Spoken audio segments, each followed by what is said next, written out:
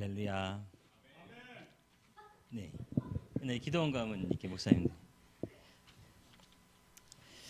제가 아침에 와서 굉장히 당황을 했습니다. 왜냐면 어제 밤에 새벽 2시까지 그 설교 말씀을 준비를 하느라 5분이니까 짧게 하겠습니다. 본문을 읽고 묵상하고 자료를 찾아보고 쓰고 막 이러고 나서 아침에 와서 주보를 진짜 맹세코 아침에 와서 주보를 딱 봤는데 제가 준비한 본문하고 똑같은 거예요. 오늘 주일 말씀이. 목사님 말씀. 하박국 3장 16절에서 19절 말씀이었습니다. 제가 이 말씀을 묵상하게 된 게 하박국 선지자의 하박국을 읽으면서 하박국 선지자의 마음이 느껴졌습니다.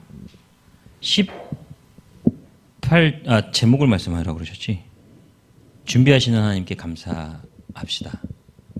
입니다. 제목은. 하박국 선지자는 굉장한 극심한 공포에 시달렸을 거라고 예상을 했습니다. 하박국을 읽으면서. 이 16절 말씀에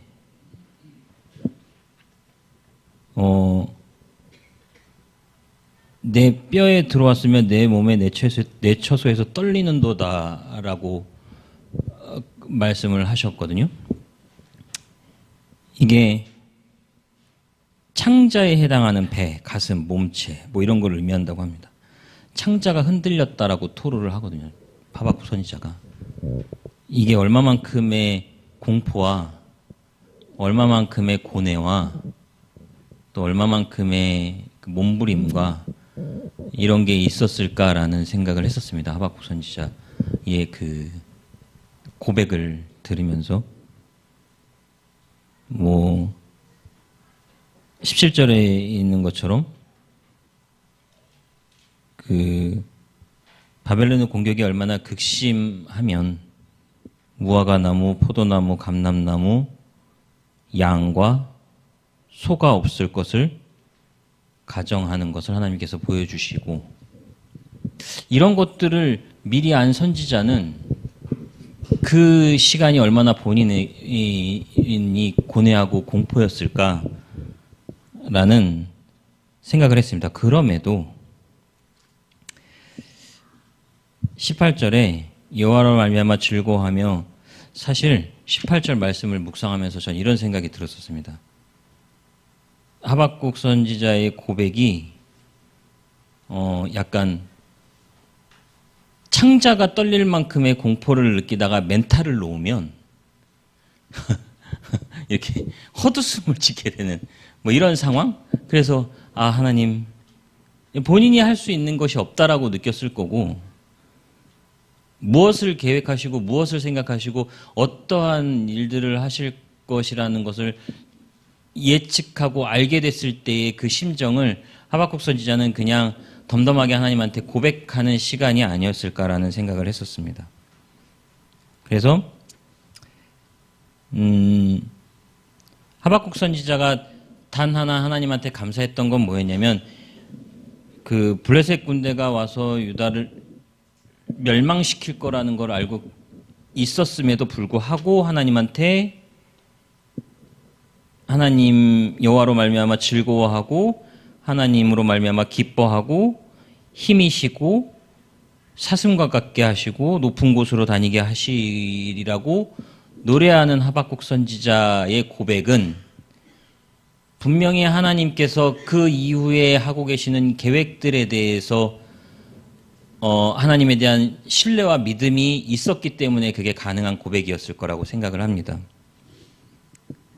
그래서 제가 되게 많이 준비를 했는데 아침에 목사님이 하박국 선지자에 대한 설명을 쭉 다 해주셔서 제가 할 게 없어서 저는 이런 고백을 드리고 싶습니다.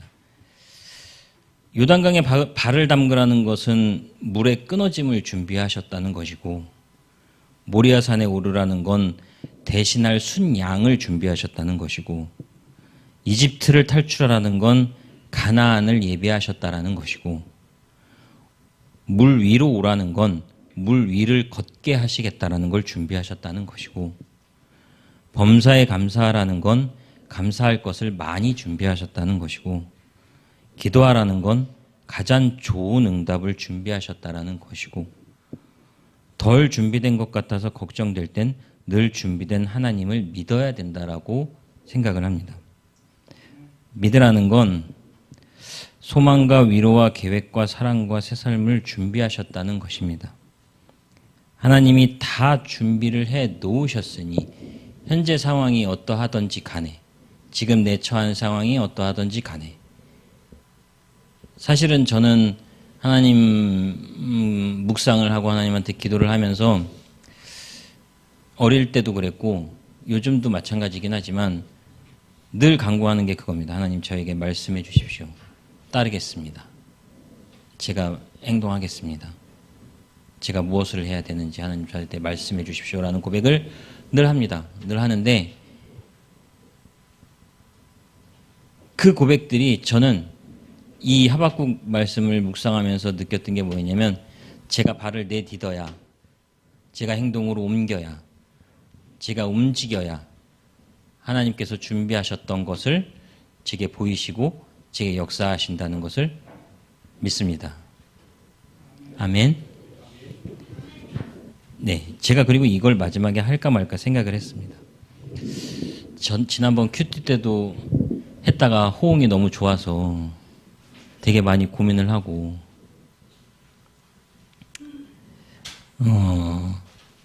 말씀을 잘 들으셔야 됩니다. 말씀을. 무엇이 빠졌는지 말씀에. 교회에 나온 지 얼마 안 된 분이 성경 공부를 시작했습니다. 하루는 아내와 약간의 마찰로 잠을 설치고 주일 성경 공부에 참석을 했습니다. 오늘의 말씀은 마태복음 16장 24절입니다. 자, 땡땡땡 성도님 한번 읽어주시겠습니까? 그래서 이분이 잠결에 말씀을 읽으셨어요. 누구든지 나를 따라오려거든 부인하고 자기 십자가를 지고 나를 따를 것이니라. 이해하신 분? 아니야. 김효선 집사님도 한 30분 이해 못했잖아요. 이해하신 분? 제가 지금 읽어드린 말씀을 이해하신 분? 누구든지 나를 따라오려거든 부인하고 자기 십자가를 지고 따를 것이다. 아, 장로님. 네. 이분이 속으로 그러셨답니다.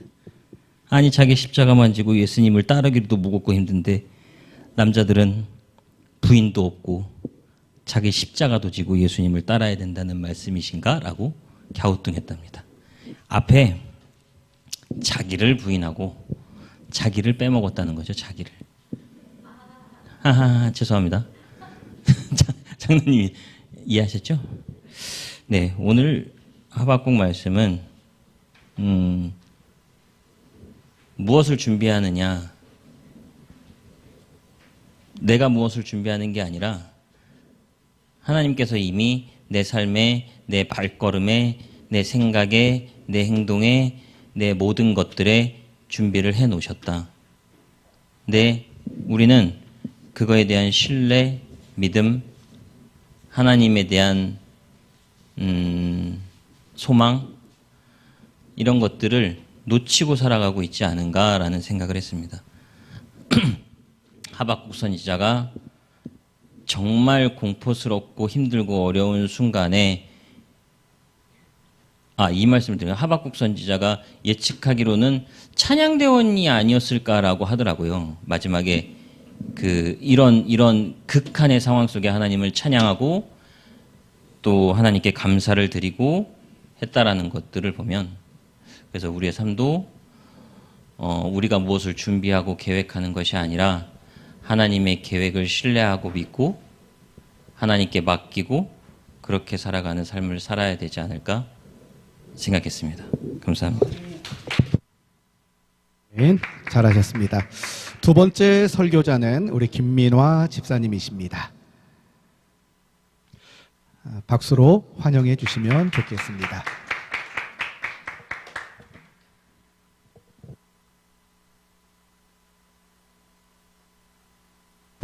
목사님께서 설교대라고 이렇게 말씀하셨는데, 저는 설교대도 생각 안 하고 그냥 5분이라고 말씀하셨기 때문에 그냥 제가 올 한 해 감사에 대해서 말씀을 드린다고 이렇게 생각을 했어요. 근데 사실은 한 10분만 하셔도 5분이면 50분이잖아요. 그래서 문장로님은 아마 다른 분들 배려하는 차원에서 신청을 안 하신 것 같아요. 자, 저는 오늘 말씀은 제가 그냥 그래도 저 혼자 이렇게 다시 한번 마음을 다지는 그런 마음가짐으로 제가 읽어보겠습니다. 요한복음 15장 5절 말씀이고요. 나는 포도나무요 너희는 가지라. 그가 내 안에 내가 그 안에 거하면 사람이 열매를 많이 맺나니 나를 떠나서는 너희가 아무것도 할 수 없음이라. 아멘. 저는 먼저 제가 지금 딱 2시입니다.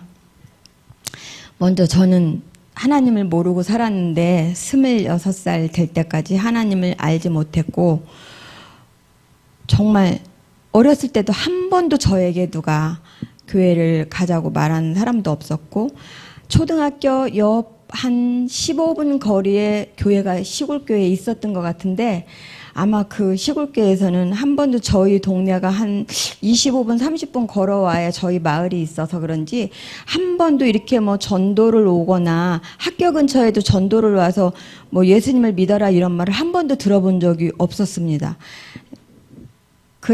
그러면서 그렇게 중학교 고등학교 다닐 때 이렇게 가끔 중학교 때 이렇게 애들이 뭐 교회에 간다 뭐 이러면 다 비웃었어요.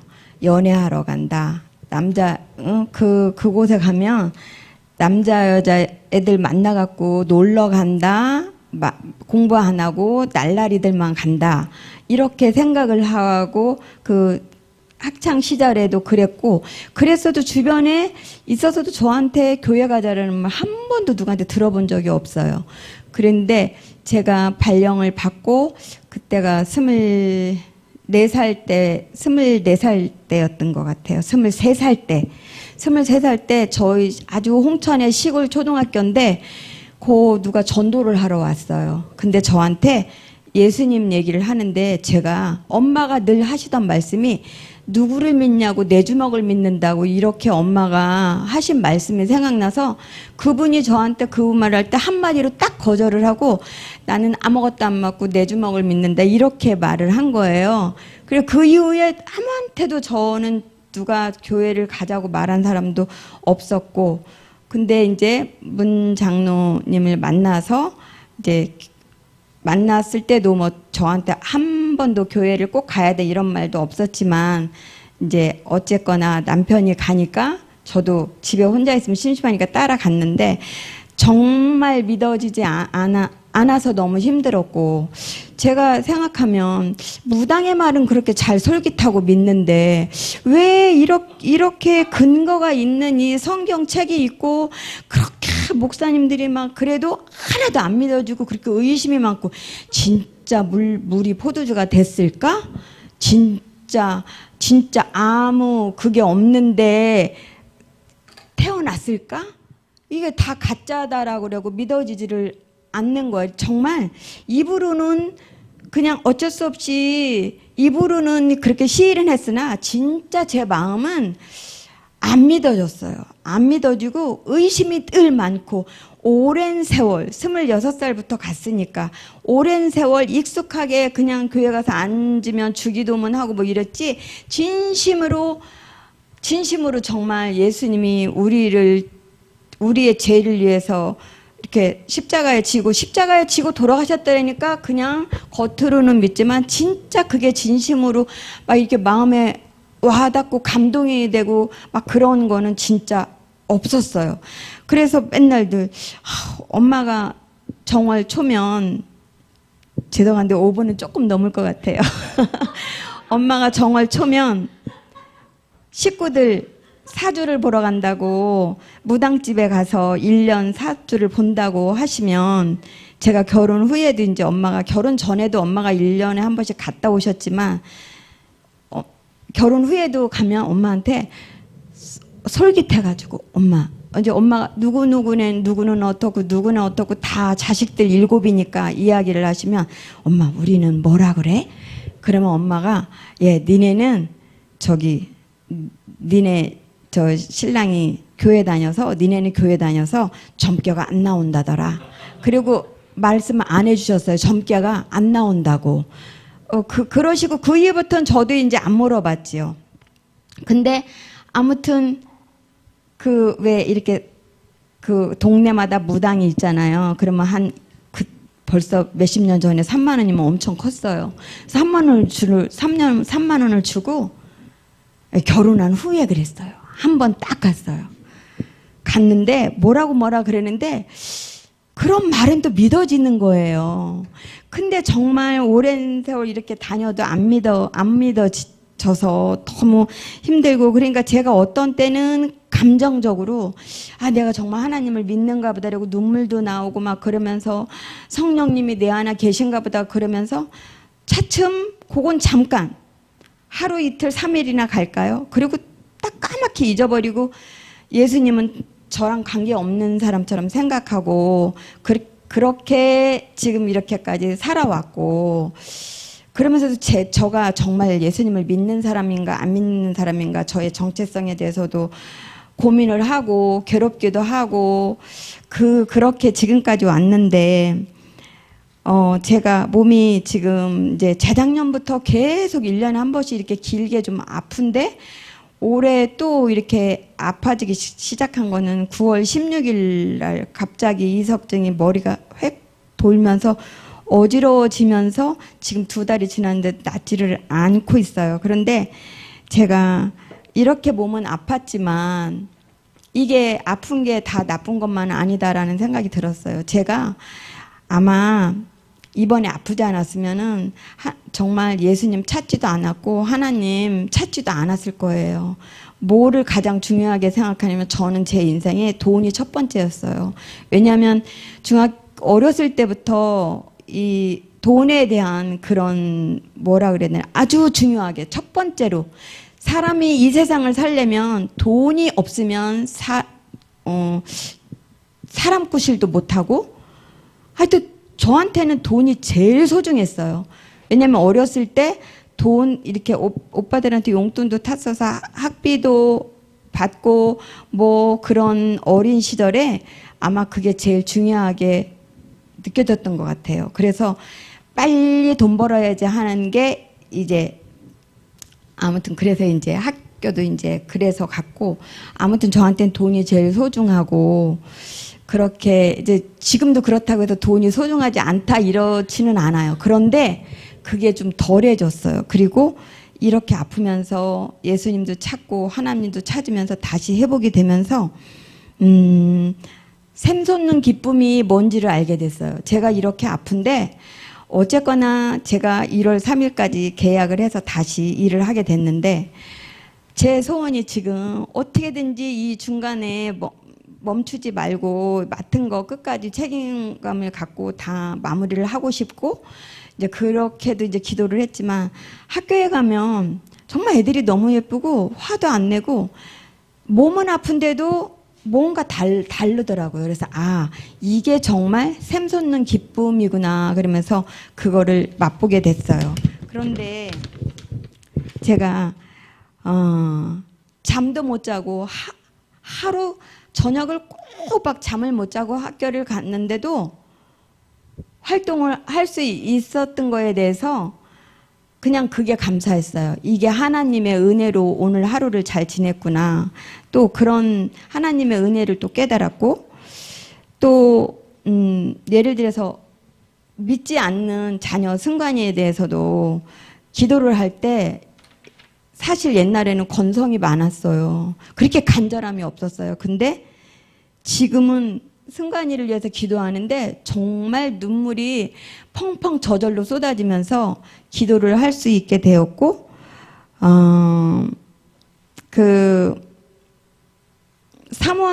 사무엘 하를 읽는데 요나단이 이렇게 죽게 되었을 때 한 번도 그런 감정이 없었는데 너무 요나단이 안타깝고 너무 안쓰러웠어요. 어떤 그런 감정이 나면서 눈물이 나더라고요. 그래서 한 번도 제가 경험해 보지 못했던 거.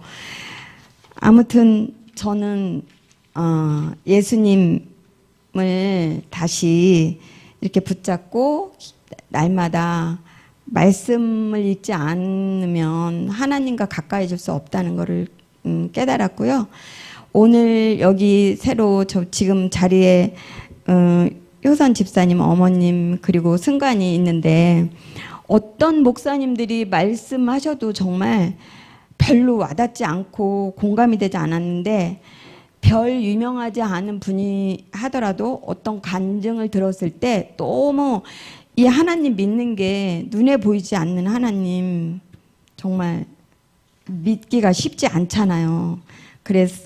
그랬는데 저도 믿게 되었어요. 그래서 효선 집사님, 어머님 그리고 승관이 눈에 보이진 않는 하나님이지만 하나님께 예수님께 마음을 열어주시라고 먼저 기도하고 그러면서 하나님을 믿는 그런 자녀가 되었으면 좋겠어요. 이상입니다. 감사합니다. 예. 다니엘 기도회를 보는 것 같아요. 네. 세 번째 설교자는 우리 문성국 성도님이십니다.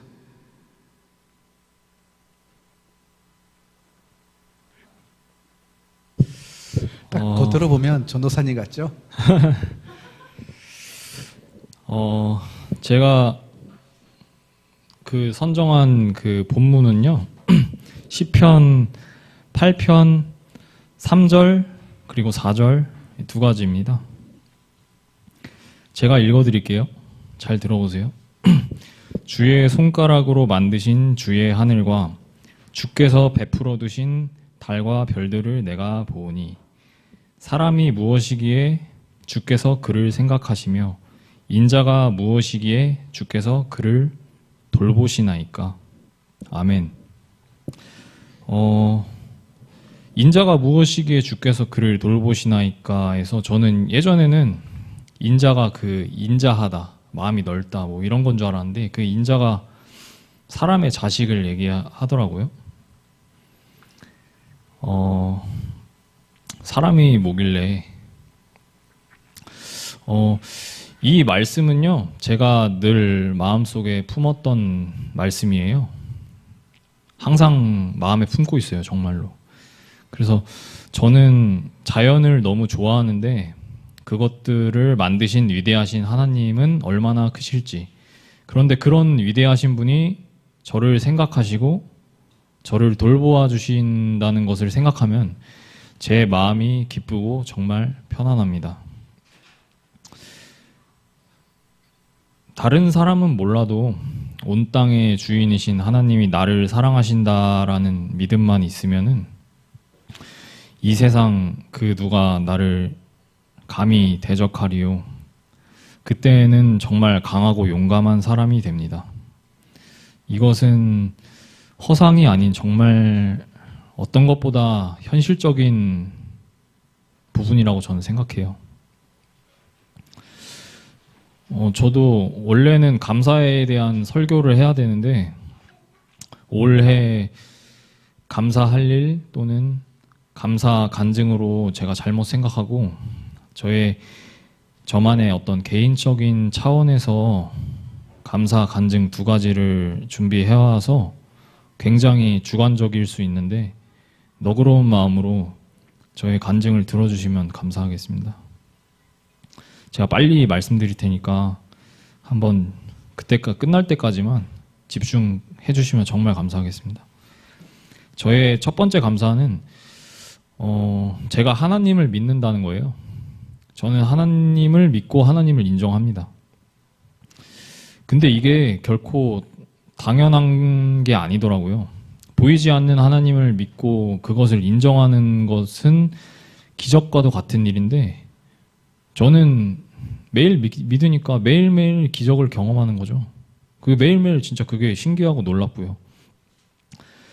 제 주변에는 본인이 하나님을 믿고 싶어도 도저히 안 믿어지고 주일 오전에 시간을 내서 교회에 가는 게 손해본다는 생각이 들어서 하나님 믿기를 시작도 안 하고 포기해버린 사람도 있습니다.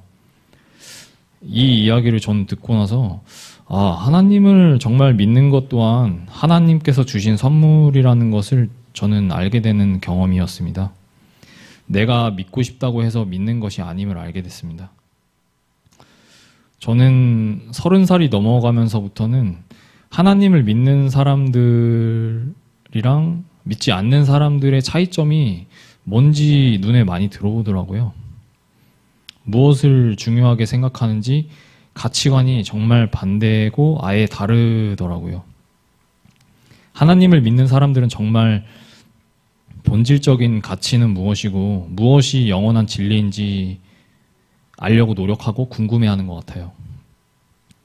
얼마나 많이 가졌냐, 얼마나 좋은 직업을 가졌냐, 얼마나 좋은 외모를 가졌냐에 있지 않고 오직 하나님의 말씀을 즐거워하여 그의 말씀을 주야로 묵상하며 무슨 일을 하든지 행복하고 형통하다고 성경에 써져 있기 때문에 저는 그렇게 믿습니다. 그리고 하나님을 믿는 기회는 인간이라면 다 공평하게 주어질 거라고 저는 생각해요. 누구든지. 왜냐하면 하나님은 공평하신 분이기 때문에 그렇게 생각합니다. 주의 손가락으로 만드신 주의 하늘과 주께서 베풀어 두신 달과 별을 보면 그 시작은 어디서 왔는지, 인간이라면 인지상정 당연하게 그 시작이 궁금하고 시작이 무엇인지 진리가 무엇인지 궁금해야 하고 생각해 보아야 한다고 생각합니다. 이 땅과 온 땅을 보고도 창조주 하나님을 생각하지 않는 것은 너무나 무책임하고 무지하고 위험하고 외로운 거라고 생각합니다. 나는 그렇다고 저는 나 하나님 믿으니까 나는 구원 받은 거네, 내 인생 성공했네, 끝났네 이렇게 생각하는 것보다 믿지 않는 사람들에게 하나님의 복음을 전해야 하는 것이 우리 믿는 사람들의 어떤 숙명이라고 생각합니다. 전도에 힘쓰고 믿는 사람의 구별됨으로 하나님을 기쁘시게 하고 그리고 주변 사람들에게 하나님은 정말 있을 수도 있을까라는 건강한 궁금증을 자극하는 그런 구별됨이 있는 그리스도인이 되도록 더 노력하겠습니다. 그리고 두 번째 감사는 다들 아시다시피 저는 결혼을 해서 아내를 얻었습니다. 여러분들이 참석해 주셔서 더 좋았습니다. 식상한 이야기가 될 수 있는데 사랑스러운 아내를 보내주신 하나님께 정말 정말 감사하다고 발표하고 싶습니다. 저에게 항상 고맙다고 안아주고 활짝 웃어주는 제 아내가 소중하고 정말 사랑스럽습니다. 아내가 크게 기뻐하고 웃는 모습이 또 보고 싶어서 제가 집안일을 더 많이 합니다. 가장 큰 기쁨은 제 아내는 저와 함께 하나님을 같이 믿습니다. 부부가 서로 하나님에 대해서 이야기하고 하나님께 감사하고 함께 기도하는 결혼 생활은 정말 행복합니다. 이것은 하나님께서 주신 그 어떤 복보다 넘버원 복이라고 생각합니다. 뜬금없지만 초등학교를 졸업한 이후로는 지난 20년 가까이 저는 성탄절이 별로 기쁘지도 않고 와닿지도 않고 그냥 차갑고 추운 겨울이었어요. 근데 이번 겨울은 정말 180도 달라요. 날씨가 추워도 마음은 전혀 춥지 않고 어린 시절 느꼈던 그 벅찬 설레임에 두근거렸던 성탄절처럼 너무 기쁜 연말이라 집에 성탄절 나무와 전구도 설치했습니다. 써놓고 보니 제가 느끼는 결혼 생활의 기쁨과 행복이 과연 얼마나 신앙적인 것과 연관이 있을지 측량할 수 없지만 분명한 건 저는 하나님께 더 많이 감사 기도를 하게 되었다는 것입니다. 저는 제 인생 가장 잘한 일이 하나님을 믿는 것, 그리고 두 번째는 제 아내와 결혼한 것입니다. 저에게는 제 아내와의 결혼이 엄청난 사건이고 말로 표현하기 벅찬 기쁨이 되었습니다. 감사 설교인데 몇 달 살아보지도 않은 새 신랑이 나 결혼해서 정말 기쁘다라며 자랑만 늘어놓는 게 하룻강아지 같다고 생각 드실 분들이 여기 많이 계십니다. 제 인생에서 앞으로 어려움이 많이 찾아오겠지만 힘들어도 괴로워도 하나님께 감사하며 용감하게 담대하게 하나님께 감사하고 싶습니다. 저의 발표를 들어주셔서 감사합니다. 그리고 하나님께 다시 한번 감사합니다. 아멘. 다음은 우리 구선미 사모님께서 네 번째 설교자로 올라가실 때 박수로 환영해 주시기 바랍니다.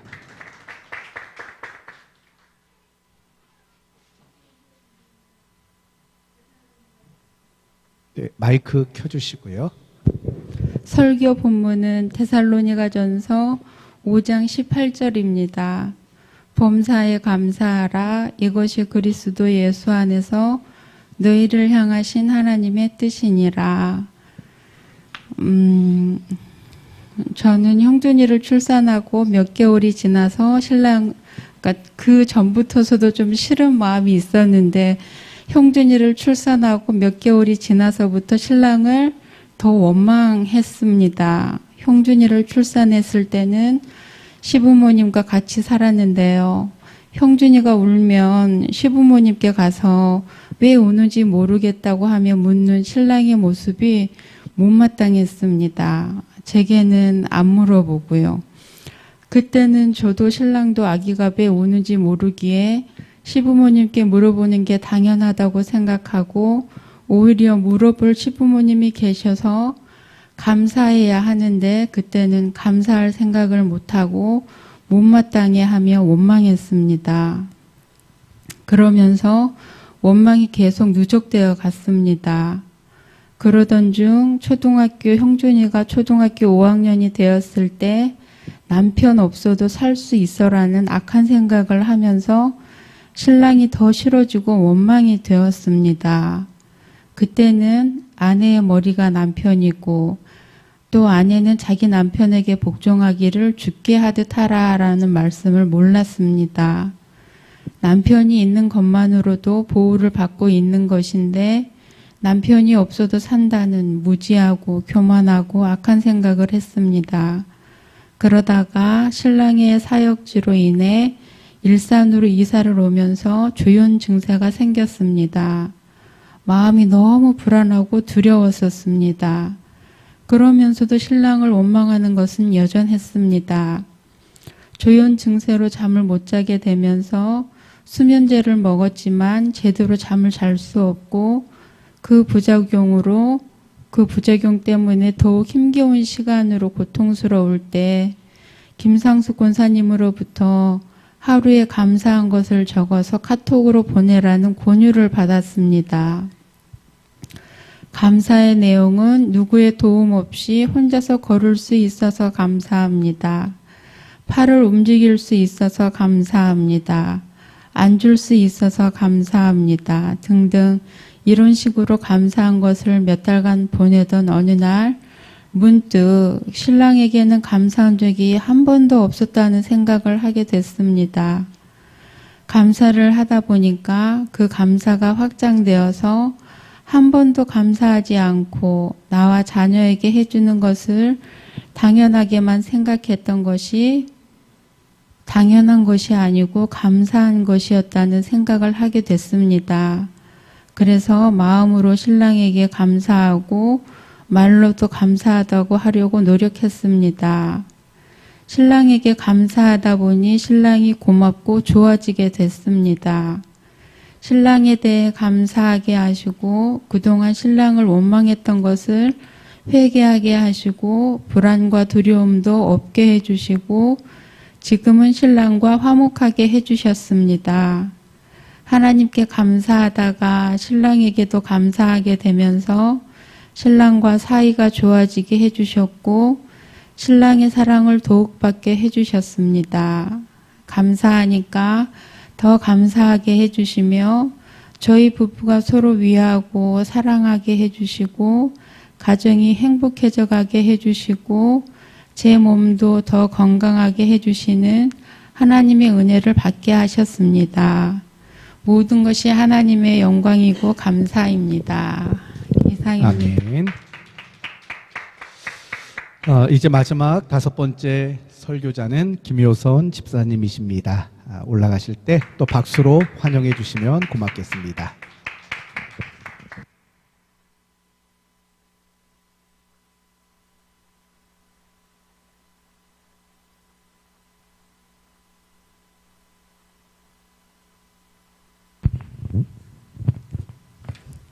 안녕하세요. 지금도 이제 제가 쓰는데 제가 준비한 게 맞는 건지 저도 이런 설교, 감사 설교는 처음이라서 이게 맞는 건지 아닌 건지를 모르겠어요. 근데 제가 준비를 했으니까 해보겠습니다. 본문 말씀은 시편 100편 1절에서 5절 말씀입니다. 제가 읽어드리겠습니다. 온 땅이여 여호와께 즐겁게 외치십시오. 즐거움으로 여호와를 섬기십시오. 기쁨의 노래를 부르면서 그분 앞으로 나아오십시오. 여호와께서 우리 하나님이심을 아십시오. 그분이 우리를 지으셨으니 우리는 그분의 것입니다. 우리는 그분의 백성이며 그분이 돌보는 양떼들입니다. 감사의 노래를 부르면서 그분의 성문으로 들어가십시오. 찬양을 드리면서 그분의 뜰 안으로 들어가십시오. 그분에게 감사하고 그분의 이름을 찬양하십시오. 여호와는 선하시며 그분의 사랑은 영원합니다. 그분의 성실하심은 대대로 이어질 것입니다. 아멘. 제목은 이렇게 지어봤습니다. 하나님을 향한 우리의 올바른 태도는 기쁨과 감사와 찬양입니다. 한번 해볼까요? 설교니까. 네. 하나님을 향한 우리의 올바른 태도는 네, 조금 더 크게 봅시다. 하나님을 향한 우리의 올바른 태도는 네, 기쁨과 감사와 찬양입니다. 네, 그 이유는 제가 방금 본문 말씀 읽어드렸는데 그 안에 나와 있습니다. 그분이 바로 우리를 지으셨고 우리는 그분의 것이며 그분이 언제나 돌봐주시고 가장 선한 방법으로 우리를 날마다 인도해 주시기 때문입니다. 그렇다면요, 성도님들의 삶은 어떻습니까? 날마다 설교라고 하시니까 오해하지 마세요. 설교라고 하셔서 제가 이렇게 준비를 했는데 저도 그냥 감사하고 내려갈 거 그랬어요. 네, 날마다 기쁨과 감사가 넘치고 찬양이 입술에서 떠나지 않고요. 매일 그렇게 기쁨으로 살아가고 계신가요? 진짜요? 최영천 집사님 어떠세요? 기쁨으로 살아가고 계신가요?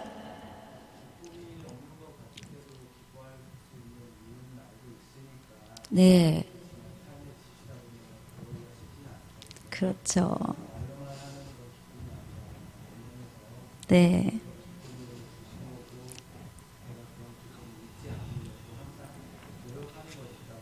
그렇죠. 네. 그렇습니다. 안 시켜드렸으면 큰일 날 뻔했습니다. 네. 황춘호 사님, 날마다 이렇게 찬양이 입술에서 막 이렇게 하시고 그렇습니까?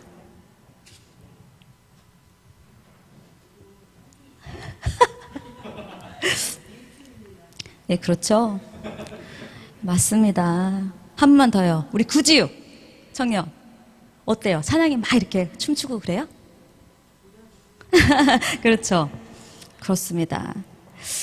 저도 그렇지 않을 때가 참 많은 것 같습니다. 사실은 이 감사절교를 준비할 때도 제가 시험에 크게 들 뻔했거든요. 그러니까 제가 지금 생각해봐도 왜 그랬는지 모르겠는데 그러니까 추수감사절이라서 그러니까 제목만 저는 감사 설교인 줄 알았거든요. 그래서 본문은 마음대로 막 전하라고 하셔가지고 저는 2번인가를 바꿨어요. 그러니까 열심히 정말 하고 싶은 마음에 첫 번째는 예배를 제가 가지고 준비를 했고요. 아니지, 나는 찬양 사역을 하니까 두 번째 바꾸자. 찬양으로. 그래서 정말 제가 이런 말씀은 좀 그렇지만 뼈 빠지게 준비를 정말 열심히 했거든요.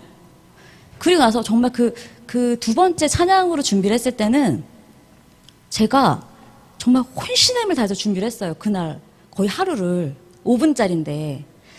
그러고 나서 제가 딱 끝났어요. 근데 이태우 사님이 딱 퇴근하고 들어오시더라고요. 5분도 안 지났거든요. 그래서 제가 오빠 나 드디어 다 끝났어요 막 이랬거든요. 엄청 좋아가지고. 그때 오빠가 대뜸 오빠는 이태우 사님이에요. 네, 이태우 사님이 대뜸 그러시는 거예요. 어디 했어요? 본문을. 그러니까 나 찬양 안 가르쳐주지 그랬더니 찬양에 대해서 이렇게 했다고 하니까 아니 감사 아니에요? 이러는 거예요 저한테. 그래가지고 아니에요. 그 본문 말씀 마음대로 정하라고 했잖아요. 제가 막 우겼어요 진짜 엄청. 그랬더니 아닌데요 제가 알기로는. 되게 건성인데 저보다 더 잘하는 거예요. 그 제가 제 성격에 확실하게 이제 확인하고 싶어가지고 이제 그때 목사님 운동 가시는 시간인데 카톡을 보낸 거예요. 정확하게 목사님 이게 본문은 마음대로 맞지요? 이렇게 보낸 거예요. 그랬더니 아니요 이러시는 거예요. 그리고 제가 이제 순간 어찌나 제가 막 짜증이 올라오던지 이게 별것도 아닌 게 아닌게라고 진짜 제가 너무 그때 힘들었어요 마음이. 그래서 제가 목사님한테 이러면 안 되는데 성격이 튀어나온 거예요. 또 목사님 저 못한다고 지금까지 눈알이 빠지도록 준비했는데 아니라고 하시면 어떡하냐면서 기권하겠다고는 안 한다고 제가 막 카톡에다 막 이렇게 줄지어서 기권이라 눈알 튀어나온다 이렇게 한 거예요 진짜로. 농담 아니라. 목사님이 답이 없으시더라고요. 그러니까 목사님도 그 짜증을 감지하신 거예요. 진짜 아무 답이 없으시더라고요. 그러니까 저를 너무 잘 아시는 거예요. 오히려 감사했어요 그때. 그날 밤에 이제 목사님한테 씹힘을 당하고 이제 하나님께 마음으로 기도했습니다. 주님, 저의 마음을 기쁨과 감사로 바꿔주십시오. 그리고 하나님을 다시 찬양하게 해주세요. 라고 말이죠. 그랬더니 하나님이 보이지 않잖아요? 놀랍게 근데 그 짜증이 멈추는 거예요. 그리고 제가 이수사님하고 약간 신경전이 있었거든요. 저 지금 짜증이 엄청나니까 말 시키지 말라고. 근데 다시 부드럽게 제가 말이 나오면서 다시 정말 잘 해드리기 시작했어요. 이수사님한테. 그리고 하나님께서 역사하셨구나 느꼈어요. 제 안에 다시 기쁨이 샘솟고 평안이 임하더라고요. 놀랍지 않아요? 맞아요. 이게 저희 사람들은 정말 다 연약한 것 같아요. 그래서 항상 우리는 그래서 기도를 해야 되고 말씀 있잖아요. 말씀을 항상 붙잡고 있어야 될 것 같아요. 근데 그 말씀 있잖아요. 그 말씀이 좀 무겁잖아요. 그래서 우리 크리스찬들이 보통 이제 뭐 친구 만나러 갈 때거나 뭐 쇼핑 갈 때거나 안 들고 다니시잖아요. 근데 그러면 안 되겠다라는 생각이 들더라고요. 그래서 항상 정말 너무 소중한 말씀이잖아요. 하나님. 말씀은 하나님이잖아요. 그러니까 우리가 하나님을 알면 알수록 정말 그 사랑에 감격하게 되고 믿음이 자라나지 않습니까? 그래서 그 성경을 항상 가지고 다니면서 지하철이든 어디든 화장실이든 보는 거예요. 너무 좋은 방법 아니에요? 네, 그래서 항상 말씀을 붙잡고 한 절이라도 묵상하고 기도하고 찬양하고 항상 이렇게 살아가는 것이 정말 중요하구나 라는 것을 느꼈습니다. 오늘 예배 때에도 나왔던 본 말씀인데요. 무화과 나무에 무화과가 없고 포도나무에 포도가 없고 올리브나무에 거둘 것이 없고 밭에 거둘 곡식이 없으며 우리의 양이 없고 외양간에 소가 없더라도 나는 여호와 때문에 기뻐하겠습니다. 나를 구원하시는 하나님을 즐거워하겠습니다. 하박국 3장 17절에서 18절 말씀입니다. 이 말씀처럼 우리의 눈앞에는 현실이 있잖아요. 그 현실이 언제나 늘 갑갑해요. 이상하게 이번 주에 기도 요청해달라는 제 친구들 그 기도 요청이 되게 많이 왔거든요. 보면은 정말 너무 갑갑한 상황이에요, 진짜로. 정말 잘 믿는 친구들인데. 그리고 그 상황이 우리의 눈은 다 이해가 되지 않아요. 그렇잖아요. 그런데 그럼에도 불구하고 우리를 구원해 주신 하나님 한 분으로 즐거워하는 우리 모두가 되셨으면 좋겠습니다. 그러니까 지금도 우리를 너무도 사랑하셔서 우리를 위해 쉬지 않고 일하고 계신다는 사실 아십니까? 그러니까 불꽃 같은 눈동자로 우리를 지키시고 가장 좋은 곳으로 우리를 인도하시는 선하신 그 주님을 우리가 신뢰하고 믿으며 하나님, 저는 주님 한 분만으로 정말 충분합니다.